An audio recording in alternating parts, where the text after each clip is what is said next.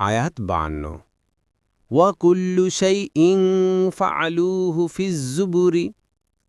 অনুবাদ, আর তারা যা করেছে সবকিছুই আছে আমলনামায়।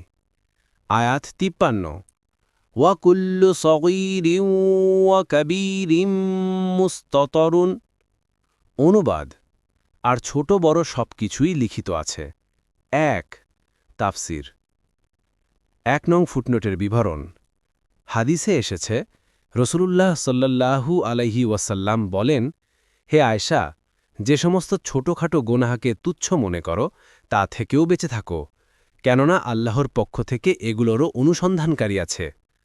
ইবনে মাজাহ 4243, মুসনাদে আহমদ 5/331।